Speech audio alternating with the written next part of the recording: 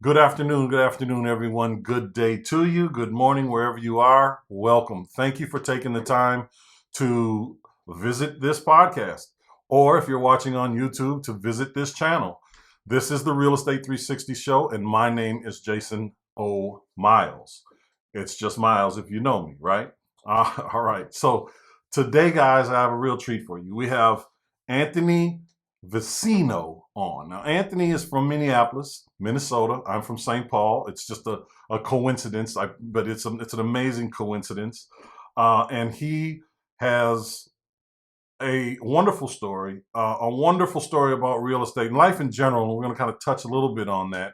But more importantly, we're going to talk about passive investing and mindset and how you get into, how you kind of focus on that, how you can begin to put these things together in your life, and how you can build a business from very little and turn it into something quite significant later on. So right after the break, we'll be right back with Anthony. See you in a second.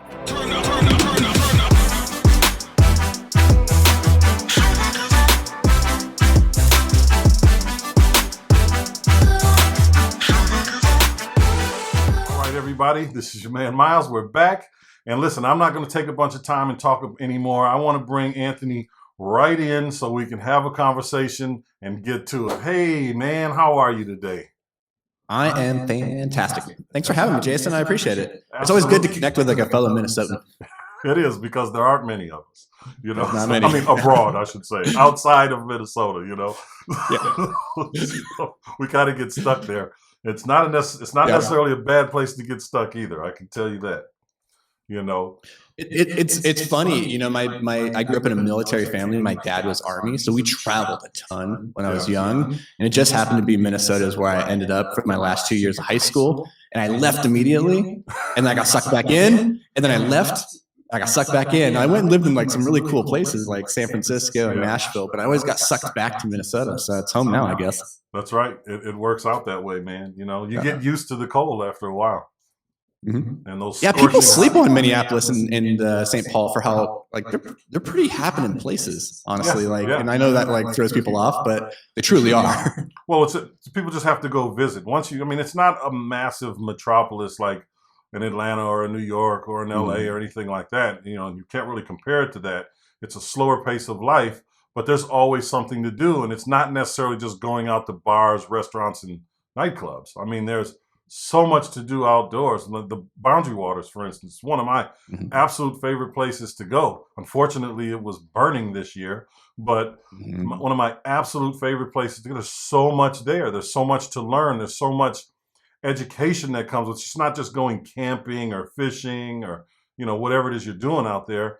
I remember growing up out there in the Boundary Waters, they had, I can't remember exactly what it was called, but basically it was the Underground Railroad experience, you know, and they would do it day and night, you know, all year long, you know, because the Underground Railroad happened in the summer, the winter, the spring, and the fall. But that never stopped. Exactly. And it occurred, you know, they did this in the Boundary Waters, you know, kind of mimicking what it's like to get up to Canada, you know. But I mean, that was just one of the things. I mean, there's just so many. We used to leave, and then we got to get into it, but we used to leave the bar, you know, because everything would close, you know, at 12:30, 1 o'clock, and we'd go jump in the boat and go fishing. Yep. You know, go late night fishing. It throws people to know that we have like the #1 rated parks and recreation and bike trail system in the country, and we're like consistently rated #1 or 2 for quality of life. Like, yeah, we're buried in snow and it's cold for half the year, but honestly, like when it's not covered in snow, like we're outside all the time. Like we're one of the fittest cities in the country. And in the wintertime, it's interesting. I didn't know this until a couple of years, like maybe a year ago. There's this Norwegian custom called hygge, where it's this idea that in the winter, we create these nice, warm, cozy familial places. And so we do a really cool job here in the Twin Cities in the wintertime of making these spaces feel warm and inviting despite the atrocious weather. And so there's like this culture of just making do and being happy with what you have, which I really appreciate. When I lived in the Bay Area, I lived there for 4 years, and I eventually left because the weather was always too good.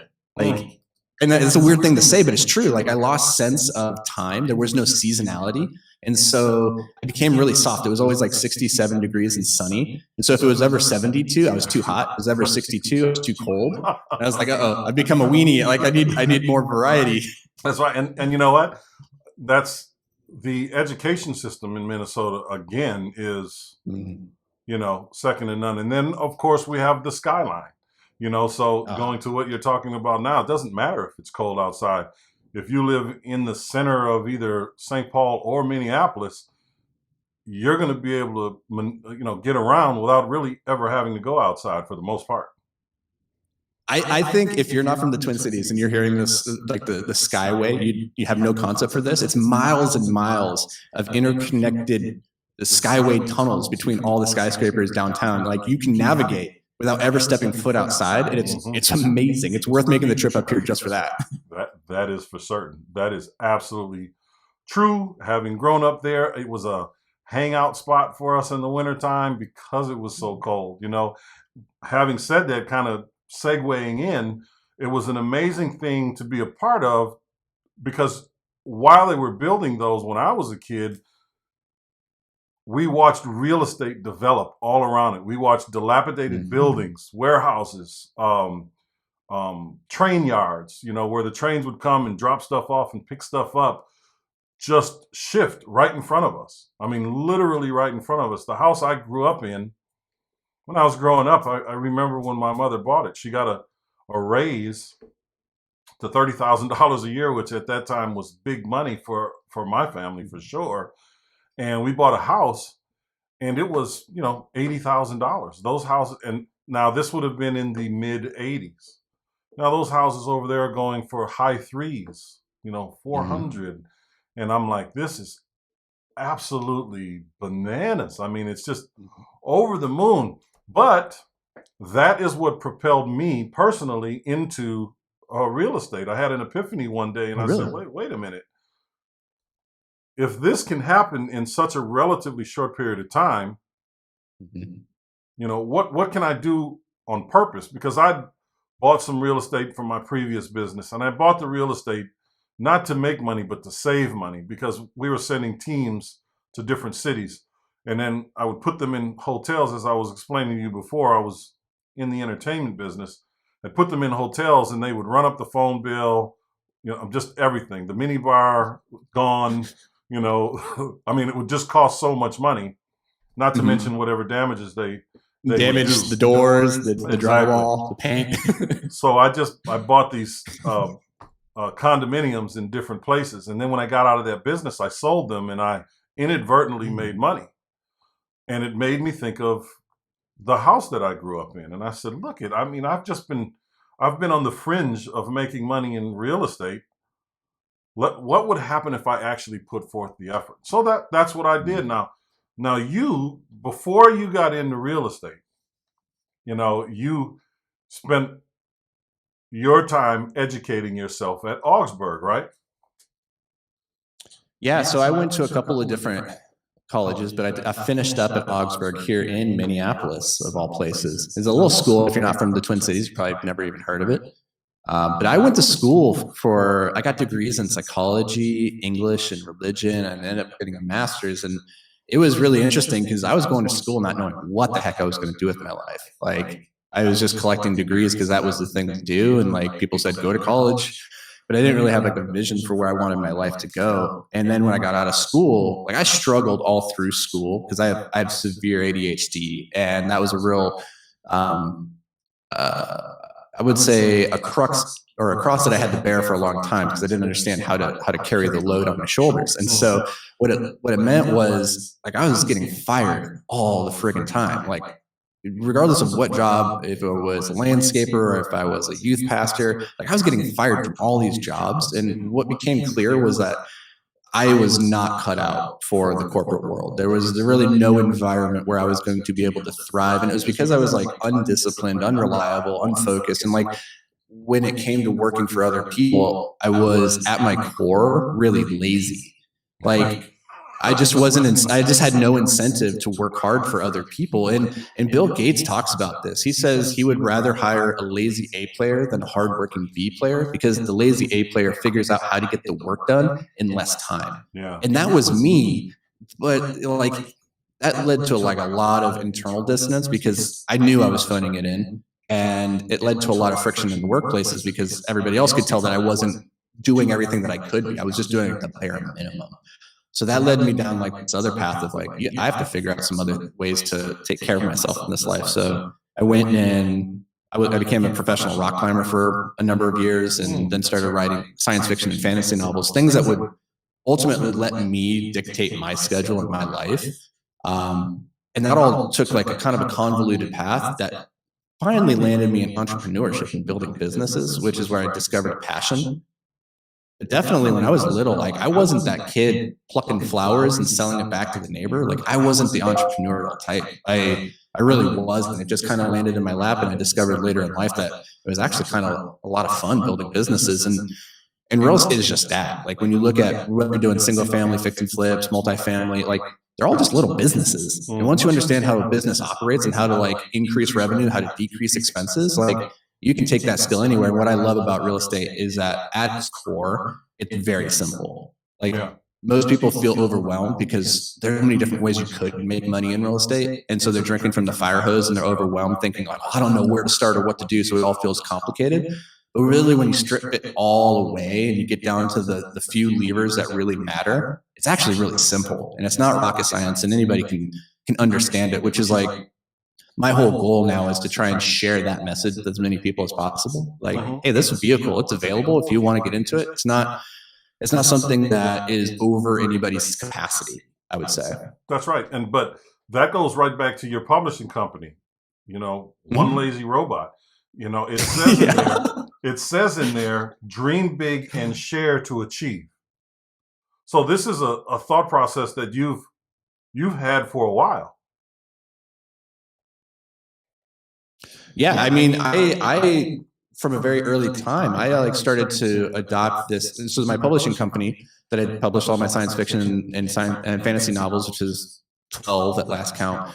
It's called One Lazy Robot. And I love that name because, one, it was me owning the fact that I am lazy. Like at the end of the day, I don't want to work harder than is strictly necessary. I work really hard, but I don't want to work unnecessarily hard on any task. I want to figure out how to make it simple, create systems and processes to make it efficient, like a robot, and then execute it so that I can move on to the next thing. So I'm not just continuing to solve the same problems over and over. I hate solving the same problem more than once. I want to solve it, improve it, and then move on to bigger, more interesting problems. Right. And so that's just me in a nutshell. Like, and I think a lot of people relate to that. I think what a lot of people, the reason they're unsatisfied in their W-2 and their work life is because they're doing jobs where they just go and they're expected to solve the same problem over and over and over. It's not challenging them. And it's like nobody believes that they were put on this planet to be average, right? Like nobody thinks they're an average driver. Nobody thinks they're an average lover. Like nobody thinks their purpose on this planet is to be average. The problem is when we're not expressing our greatness and living up to the potential we all have inside, or at least moving towards it, we're like, what are we doing? Like we feel discontent and frustration and all these negative emotions. And that's why I think so many people are just unhappy with where they are in life, is because they're not pushing towards their greatness, and they know it. That's for sure. And you touched on your ADD a little while ago. I also share that affliction with you. So I wanted to ask you, as you brought this up, how long did it take you to realize, or when? Because I think that we all have this defining moment of when we had the epiphany that I don't want to do the same thing over and over and over and over again. Mm-hmm. And since I realize what's going on inside of me, I'm going to do things that are different every time I do it. When did you have that epiphany? I would like to think that I was more self-enlightened than I really was. But like looking back, I knew when I was 16, I was given the choice of going off of Ritalin. And up to that point, Ritalin had a very negative effect on my life. And that was, a drug to help me focus and be present and learn and all these things. But really what it did is it made me feel trapped. It made me feel trapped inside my mind and my body, and I didn't feel like myself. And so when I was 16, I was given the choice of going off of that, and I was like, yes, I am never going on that again, because it made me feel like a prisoner, made me feel trapped. And my highest value is freedom. Like, I want to go do what I want, when I want, where I want, with who I want. Like that, and that took me a long time to really figure out that that was like a core driver of me.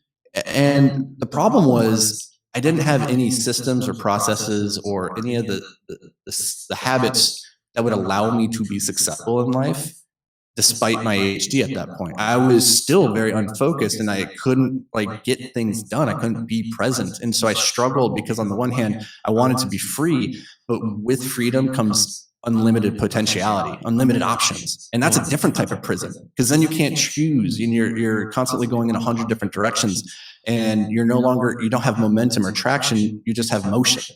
Yes. And that's where I found myself until I was about 27. And my life kind of hit not rock bottom. Like there are a lot of people who have way worse rock bottoms than mine. Mine was, I wanted to marry a woman, and I asked her parents, and they said, well, how are you going to provide for her? And at that point, I was a professional rock climber, which sounds really cool, but it really just meant that I get to live the life that I want out in the woods, in nature. But I wasn't making a ton of money, but I had ultimate freedom, right? So when they asked that question, I was like, well, I don't know. Like, I never really thought about what it meant for somebody else to rely on me. And that's when I started writing science fiction and fantasy, because I had a skill set. I was like, I'll leverage that. Surely authors make a lot of money. The punchline is that they don't usually, but I didn't know that at the time, right? Like, it was a cool thing to do. And then about a year later, that relationship imploded, didn't go anywhere. And suddenly I found myself living in the back of a van in downtown Oakland, $80,000 in debt, going, okay, let's pump the brakes. Everything I've been doing up to this point is not working. But was that van also down by the river? There was a lake 2 blocks away. There was no river, but I was near a body of water. No, I was literally in a van down by the river. I was like that guy. Like, I was Chris Farley to a T. And it sounds funny, but it wasn't at the time. Right. It was at the time. I was like, holy crap, this is my life. I'm 28. What have I done? And there were 2 problems. One was, I didn't know where I wanted to go. I didn't have like a sense of direction or a goal that I was shooting for.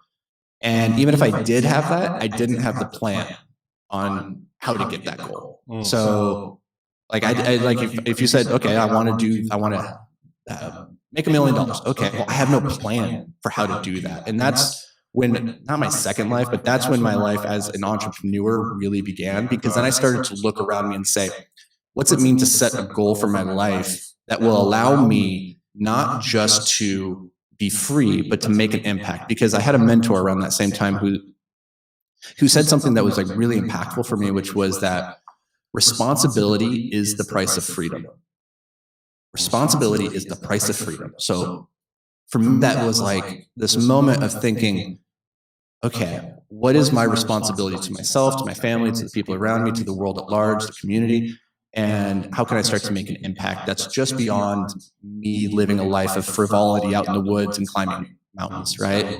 And that's when I started building businesses. And that only came because a friend came to me and he's like, hey, dude, we got to get you out of this van. Let's go build a window watching company of all things. And that's what we started with. And within like a year, we had built that to 7 figures. Wow. And yeah, you can make a lot of money washing windows in San Francisco. Who knew? Wow. But it's like, wow. It was in that moment where I started to realize, like, entrepreneurship for me was the vehicle for getting out and like claiming control and responsibility for my life, but also for making an impact on the world around me. And that's like the message that I want to share with everybody out there who's maybe in a job that they don't love, or they're thinking about getting into real estate. Like, real estate is, for me, the simplest, easiest business to get to, whether that's wholesaling, fixing flips, multifamily, which is what I do. Like, it's ultimately very, very simple and accessible. So that can be your gateway to get out of whatever life that you're in right now that maybe you don't love, and get into the life that, or start building the life that you do want to love. Absolutely. So fast forwarding from the window washing days to that first piece of property, what did that look like? And what was the determining factor, the switch in your mind that said, you know what, I'm going to go and buy that house or that piece of property. I'm going to go and get that. And then I'm going to get another and another and another, and I'm going to make a ton of money. Because I know for most of us, when we get into real estate, we think we want to do one thing, and then that changes over time, and we ultimately wind up doing something completely different. So what did that look like for you? First, what was that moment that you said, I've got to go and buy this property to make money?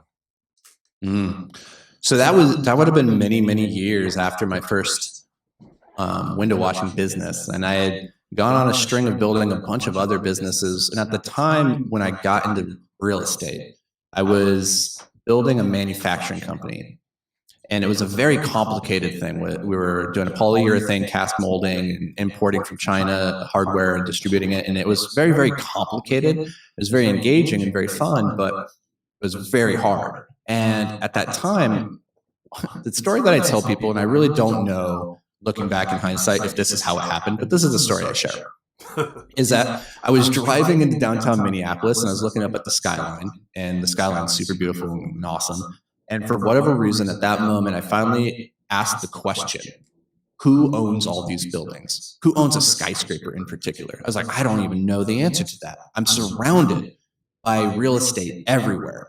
And I've never stopped to wonder and ask myself, who owns this? And at that point, I wasn't interested in buying real estate. I wanted to answer that question. And so diving into it, I started to find, okay, there are some rich people and there are some institutions and funds and REITs and things that own these buildings, but largely they're owned by people that aren't different in any material way from me and you. And that was the moment where I was like, holy crap, why am I not doing this? There's real estate everywhere. It's an infinite playground for making impact, not just on your residents or the community, but also for your own life. And so that was the light bulb moment, is diving in and trying to figure out who owned all the buildings. And my first foray, so I did a fix and flip in college. Actually, I did 3, and I hated it. Like, I could swing a hammer, I can't hit a nail. Like, construction was not for me. And then many, many years later, a buddy came in and he was buying quads out in Oakland, California. And he's like, hey, do you want to passively invest in these with me? And I was like, sure, I'll give you some money. But my real first experience with real estate, where I was actively managing it, was right after that epiphany of like, who owns these things? And I went and bought a triplex. I house hacked it with an FHA loan that I put $7,500 into. I bought the building for $246,000. And then 9 months later, it had appreciated to $375,000. This was not a fix and flip. I did not put money into it. It just organically appreciated, which sounds really cool. Right? Like, yeah, that's $125,000 of appreciation just in 9 months. I'm a brilliant investor. But it wasn't due to my skill, right? It was just based off of the market was doing really well. The people around me were selling at a premium. And so I got caught up in the wave too. And so I didn't like that aspect. I didn't like not having control over my building's valuations, which led me to trying to find a better solution where I would be rewarded or penalized for my efforts. So if I sucked, I should lose. If I'm good, I should win, right? That's how I like to play the game. And so that led me into multifamily. So assets that are 5 units and larger, their values are based off of not comparable. So it doesn't matter what the guy next door really sold for. It's based off of the income approach. So how my buildings are performing as a building based off of how much they generate in profit.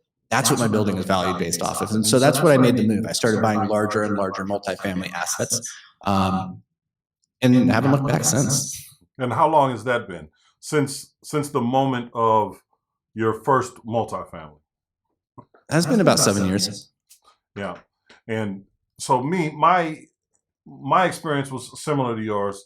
Coming out of the financial crash, you know, I lost a ton of money in the single family space. I mean, I lost everything actually, and had to rebuild from that. And I knew before the crash I wanted to get into multifamily, but I didn't make the transition fast enough. So moving forward a few years, I said, all right, I'm making a little money, I'm wholesaling, I'm fixing some houses. I can afford now to go and start to buy some of these smaller multifamilies. So I started to buy 6, 8, and 12 unit buildings, value add opportunities in Alabama. in Birmingham in particular. And the reason that I wanted to go there is because I could buy it and fix each unit for $10,000 to $12,000. You know, it's you can mess up, but you're not really going to mess up. I mean, you can mess up and you can come back from it. You can learn how to be an operator and tighten up your skills in situations like that. So I wound up buying collectively 44 properties, held them for a little while, repositioned them over a 12-month period of time, sold them, and then I went and bought a 60-unit building. Then I went and bought a 48-unit building. Then I went and bought another 60-unit building. And, you know, that was what it was for me. And I like to call it mailbox money because, you know, that's what it is. If you're operating efficiently, you've got good management or management processes, you can do very, very well. And then it's a matter of scaling. You know, where do you want to take it at that point? Especially if you're the owner operator, because you're not really sharing in a lot of that equity if you're not raising the capital, right? Or even if you are raising the capital, you're still going to have anywhere between 50 and, if you're Grant Cardone, 94% of the equity, right? Yeah. Yeah. So, yeah, I mean, it's interesting that you mentioned, you know, the financial crisis, 2007, and your experience with single family homes, because I think a lot of people, when they think about real estate, their first reaction is it's risky. And because they think about 2007, they're like, that's all I heard about was like the market tanking. And you have to separate real estate and understand that there are different buckets. Not all real estate's created equal, right? Like a multifamily asset is different than a commercial, or like an office building, which is different than single family. And largely the financial crisis in 2007 and 8 nailed the single family market. It got crushed because that was really based off of the comparable approach, right? And so everybody was like bidding up the houses, and then there was no underlying value that was substantiating that. Whereas the multifamily assets, we saw less than 1% foreclosure rate on them, because the way that the banks were loaning against them is based off the debt coverage ratio. And as long as the building is performing above and beyond the certain, you know, reserve requirement, it's good to go. And so we saw some stagnation during that period in this particular asset class, but we didn't see an implosion. And a lot of people, like in the multifamily space, didn't really end up getting burned in the same way that, you know, single family people did. Which isn't to say that like multifamily is better than single family. It's just about understanding the differences, right? So I think it's interesting. Like you're a living example of like what probably happened during that period. Yeah. And that's exactly right. I mean, when we look at things like that, when we look at where you can go and what you need to do, especially in the single family space, I work with a lot and do a lot of training with people that are coming into the business, right? And we have different ways, different avenues for them to get into the business. But like you said, you know, people think that they need to start right there. Well, if you meet someone who's got, you know, a bucket full of cash and the willingness to do it, I mean, the single family space is not the place for them unless they want to be a lender, right? But if they're looking for something different, that's just not the space for them. And as you said, the valuation there, how it's valued is so very different from one situation to the other. Having said that, certain areas will have a cap rate. And your ability to go into that area and change it, basically, add value. Like, just to give you an example, we're looking at a property now. It's half of an apartment complex, right? Because they cut it up, but it's pretty big. Still 200 and some odd units. But even at the price we're getting, it's a value add situation. Once we have gone in, done the renovations, the area should be a 9 or 10 cap. Just gives you an idea of what that area is really like, right? But once we do the work based on the rents that we know we're going to be able to get over there, it puts us at like almost a 17 cap. I think this is a really internally that's internal. Yeah, I think this is a really important point that, and I don't, depending on, this might be a pretty advanced, sophisticated point. So like, if you're listening to this at home and you're like, I don't understand what a cap rate is, like, don't worry, nobody really understands what a cap rate is. It's like pretty complicated. But here's the thing is that a lot of people fixate on the going in cap rate, thinking that's like this all important number, where in the value add model, it's really irrelevant because that's based off of the operator who currently owns it and what their operations are, which is not what you're going to do, right? You're going to add value. And so that going in cap rate versus what it's going to ultimately be once you've added value and stabilized it, fundamentally different. And so I just want to put that out there because I think a lot of people in this environment, they're like, deals can't be found right now. It's like, well, how are you underwriting them? How are you looking at them? Because at the end of the day, like unicorn deals aren't found, they're made, right? And you have to understand like what are those levers that you can really pull to maximize the potential in a deal. Good point. I mean, that's a phenomenal point because you're right. It is irrelevant when you're looking at it from a value add perspective. But when you're underwriting it, and what we say when we talk about underwriting is, looking at what it's cash flowing at right now and where else can profit centers be created or increased, right? Can rents go up? Can you make more money off of laundry or whatever the scenario is? You have to find where those bits and pieces are, and depending on the size of it, a $20 or $25 increase in rent can equate to hundreds of thousands of dollars in added value. You simply have to know where it is and how to take advantage of it, because Anthony said it right.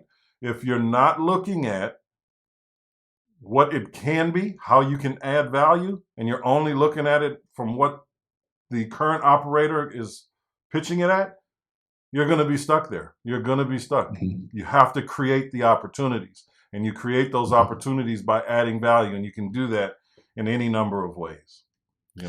I think Winston Churchill said it best. He's like, pessimists see difficulty in every opportunity, optimists see opportunity in every difficulty. And when you go into an asset, you should be asking yourself, where is the opportunity?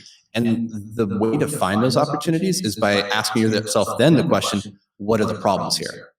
Go looking for the problems and then solve those and then see what kind of value you've ultimately added. And at the end of the day, like here's the tip that we utilize constantly, which is the best piece of investing advice or business advice I was ever given was on my second business. I had a mentor who said, a dollar saved is worth more than a dollar earned, because the dollar saved is entirely going to the bottom line, whereas a dollar earned in revenue is always on a margin. So even if you're operating at a 50% margin, if I increase revenue, so rents, by $1, only 50 cents of that is making it to my bottom line, which is ultimately what my value is going to be derived on.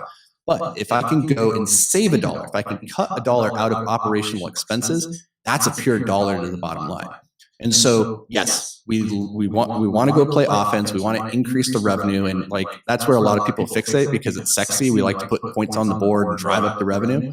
But defense wins championships. Go to the expenses and figure out where can you do better. Now, with that said, do not make the mistake of thinking, oh, cutting expenses is easy. I'll just go reduce this and I'll cut that and this is the other thing. Like, now you've cut too far, too much fat, and now the organism can't survive. And a lot of people find themselves in that situation too. That's right. I mean, I don't know. There's a lot of different places that people go to learn how to invest in the multifamily space. And you've been in it 7 years, and there's going to be people that say, well, you really just got started. And then there's going to be people that say, man, 7 years is a long time. You learn a lot in 7 years. You learn a lot about what not to do, more importantly. And being in the position, like I can honestly tell you that as an operator, I've only been operating on my own for 5 years, which I have learned a ton. I've learned a lot about what not to do. And as I was telling you before, I took these little ones and turned them into something else, added value so that I can go and play a little bit bigger game, with bigger kids, because ultimately it means something different. But if you just take the time to learn how to operate, just learn where to go to get the education on that, right? Because there's a ton of different places out there now right, Anthony? There's a bunch of different places where people can learn how to invest in multifamily, but ultimately it's what you want out of the situation, right? Mm-hmm. Do you want to earn 6%, 8%, or do you want to operate? And there's no wrong answer there. There's no wrong answer. You may be a working professional and you need a place to park your passive cash to potentially give you more money. And you don't have time to go out there and learn how to be an operator, nor do you want to. You just want to get greater returns. Mm-hmm. Anthony, you have a few options as it relates to that, don't you? I mean, you're nailing it on the head, man. Like, it's all self-awareness first and foremost. Like, understand your situation and what's your desired end state. Do you want to leave your W-2 and become a full-time real estate investor? Because I'll tell you, it's not everything you think it is. Like, executing in operations are hard. And maybe you love what you do currently, and so don't get caught in the hype thinking that you have to go be an active investor. There are other, options, but it starts with understanding what are your strengths, your weaknesses, your wants, and your desires, and making sure that you're choosing a path that's actually going to lead you to that destination. And the problem that I think most people find themselves in is they just start, they see a path and they're like, oh, that could lead a place. That sounds like a cool place to go. But they start down that path, and then later on they stop and reflect and go, oh, maybe this isn't where I actually want to go. And so from the very beginning, just figure out, like, before you jump in, figure out where it is that you're trying to go to, and then, work backwards to say, is this vehicle actually the one that's going to get me to my destination? Or is this just a side quest? And at the end of the day, like, there's a big difference in this space of multifamily. And I'm sure you see this all the time, where people are like, I have 15,000 units of assets under management. And then you start doing some digging, and really what they've done is they've like invested $50,000 in like a bunch of passive investments. And now they're using that as a leverage and say, I'm a capital raiser, I'm this, that, the other thing. Like, and that's fine. Like, there's a place for that, for sure. But in my heart, and the people that I look to and really respect are the ones who in this space are purebred operators. Because there's a difference between $1 million and $1 million idea is exactly $1 million of execution. So the people who are actually able to go and operate and execute the game plan, like, that's the hard part. Yeah. That's the tricky bit. And so, if you're listening to this at home and you're like, maybe I want to be an active investor, maybe I don't want to be, like, keep in mind, like, this is all very simple, but don't mistake that for easy. That's exactly right. And it does take a lot of work. It does take an education. It is not something that you want to throw dollars at and learn along the way, because these are big dollars. These aren't, these aren't $10,000 or $12,000 deals. These are big dollars, and these are big consequences. Exactly. I mean, you lose the money, it's life changing, right? So it doesn't mean you can't get back up. It just means it might take you a couple of years to do it, to get back to a level playing ground. So, learn along the way. Learn first, then operate. Work with operators, learn from them, hone your processes, and become great before you jump in with both feet, neck deep, right? I like to say, I'll jump in with both feet as long as it's ankle deep if I don't know what I'm doing. But if I know what I'm doing, I have no problem, getting my head under the water. But I gotta know exactly what I'm doing. But we gotta get. Go ahead. Well, I was going to say, piggybacking on that, Warren Buffett's first rule of investing is don't lose money. His second rule is don't forget rule number one. And when you're new to investing, when you're first starting out, I want you to keep in mind the three most important investments that you can make. Number one is in yourself. Number two is in your network. And number three is in your community. Any investment that you make into yourself, into your skills, into leveling it up is never going to be a bad investment. It will pay dividends until you die. Any money you spend investing in your network, which let's just change that word to relationships, yes, is never going to be wasted. Any money that you invest into your community is never going to be wasted. So start with those, build your skills, build your network, and then start impacting your community with real estate investing. That's beautiful. Yourself, your network, your community, your relationships. It can't get any better than that. So I want to ask you this question in closing. I always try to throw one at people, a little, not necessarily a curveball, but something that hopefully will get you to thinking. Now, this is a self-referenced goal. This question is about a self-referenced goal. Mm. What do you have to do today to be better tomorrow for you? Mm. Man, that's a killer question. What do you have to do? What do I have to do to be better tomorrow than I am today? And this is an important one because my only goal and the only person I compete with is the person I was yesterday. Let me be right? clear on that but you're exactly right. It's only for you, but it's what do you have to do today to be better tomorrow? Not what you have to do tomorrow to be better today. What do you have to do today to be ready for tomorrow? So or to be better tomorrow. I'm going to say two things. I need to reflect and I need to intend. And so what I mean by that is I need to reflect on what needs to get done. And then I need to intend what I'm going to do next. Right. And so this is, I think we go through our days and we put to-do lists together and all these things that we have to get done. But then at the end of the day, we don't sit down and reflect what went well, what could I have improved. And so for me to be better tomorrow, I need to reflect on what I did today, where the opportunities for improvement were, where I could have done better, where I excelled at. I need to have that self-reference. And I think a lot of times we don't reflect well enough. And once I've reflected on what I did today, I then need to intend what I'm going to do tomorrow to build on that. Perfect. I like that, man. That's what I'm talking about. Now, let me ask you, how can our listeners get in contact with you if they wanted to get involved with you one way or another? Yeah, you can head over, our investment company is invictusmultifamily.com. So go check that out. We do have a book that we give away for free. Like it's an Amazon bestseller, but we also just want to spread the word. So it's Passive Investing Made Simple. If you go to thepassiveinvestingbook.com, you can get a free copy. Otherwise find me. I'm Anthony Vicino. I'm literally the only Anthony Vicino pretty much on the internet. So just Google that and you'll find me.